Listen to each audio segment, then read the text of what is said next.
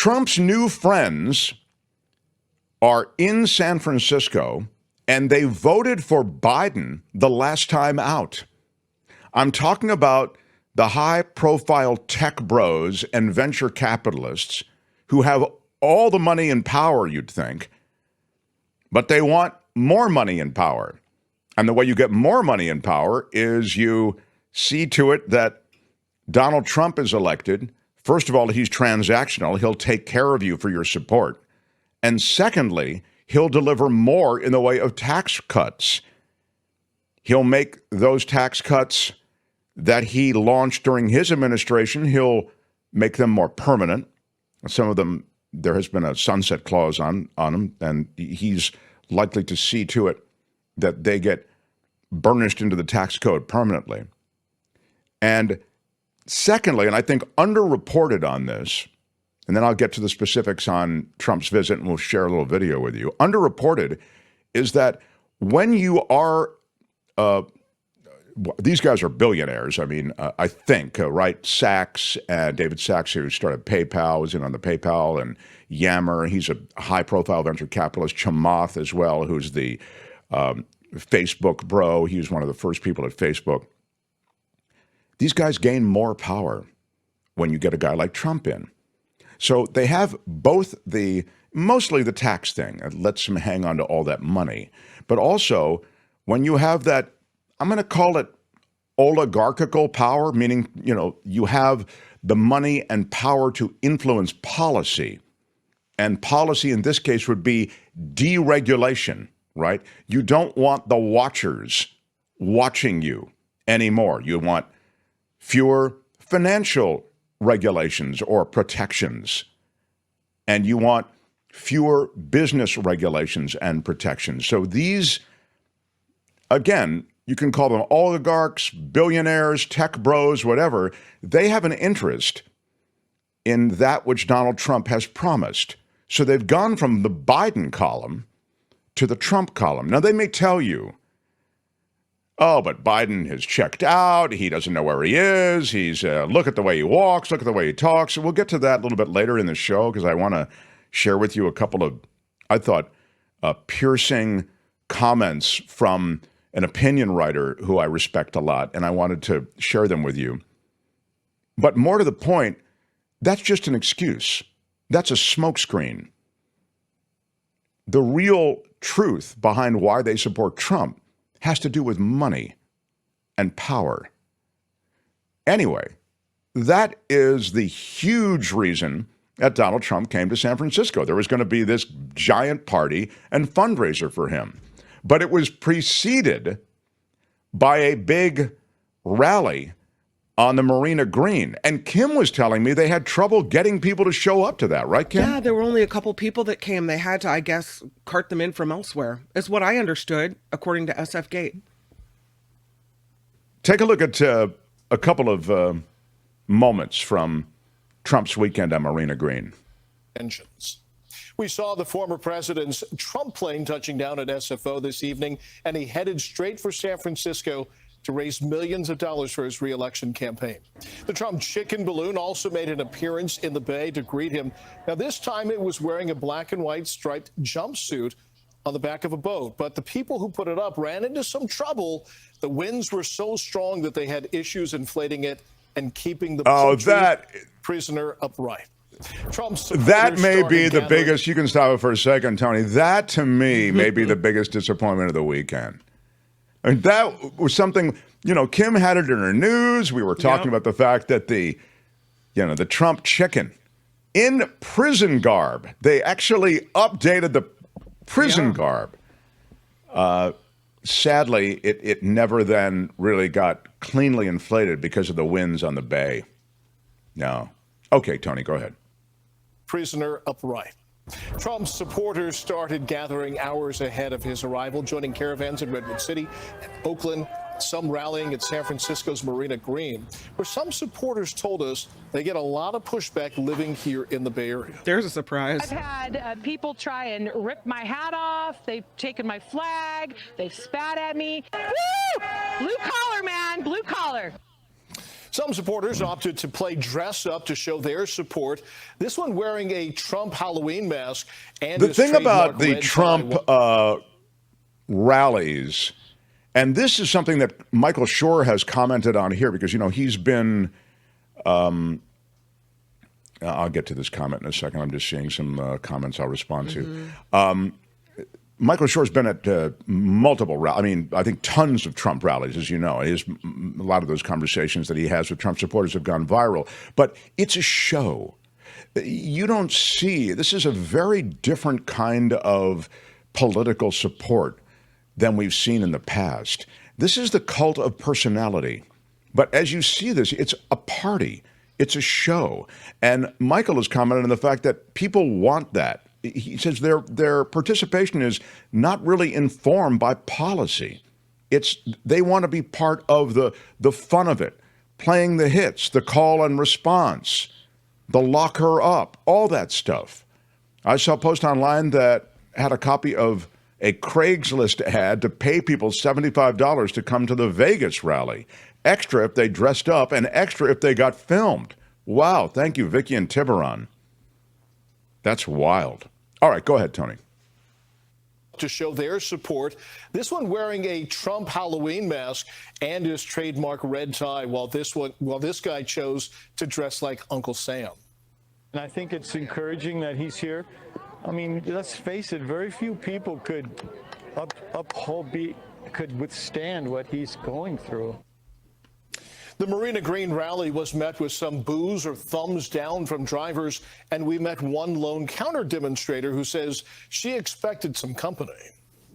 One of my goals is trying to listen to somebody and try to listen to what they have to say and have a dialogue. They don't.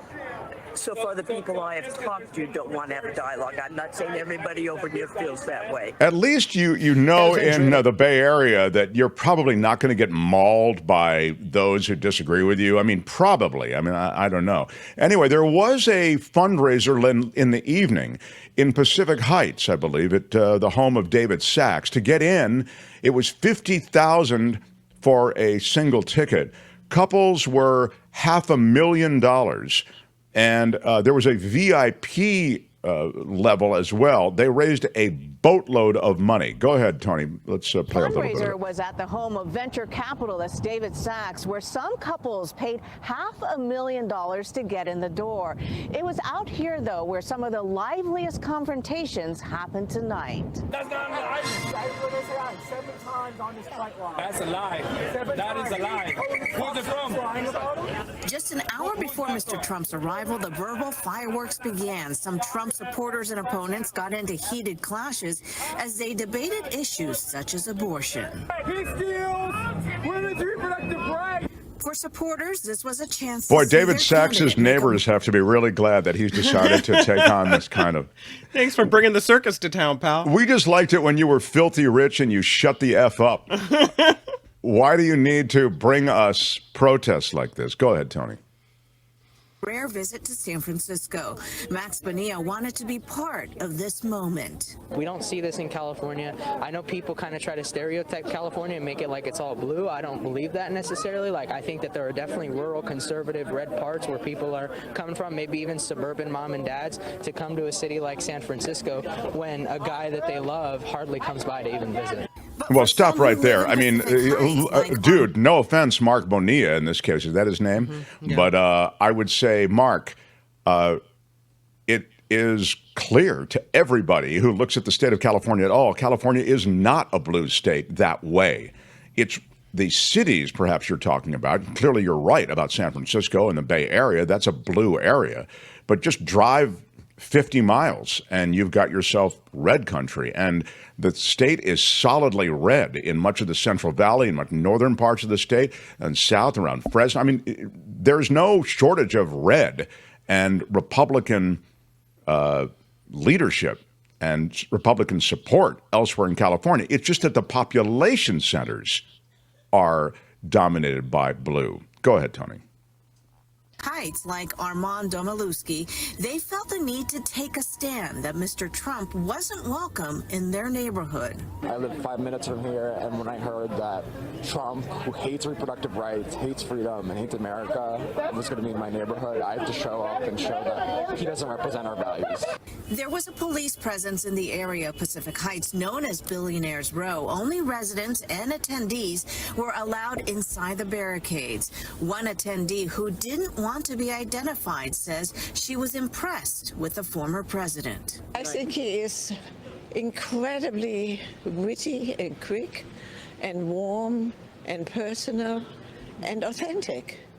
For There her, you go. it was worth it to hear him speak Well, about there's never been issues anything like this. and decide who she will vote for in November.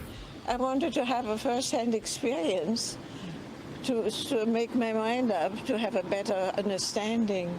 Yeah. This is the problem. The people are so concerned with the firsthand experience or the, I don't know, he just seems like the kind of guy I could sit down and have a beer with or whatever. People vote emotionally.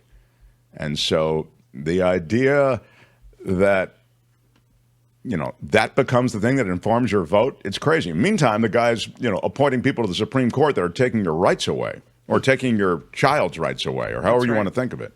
I mean, this is crazy, you know. So what? So he's charming and witty.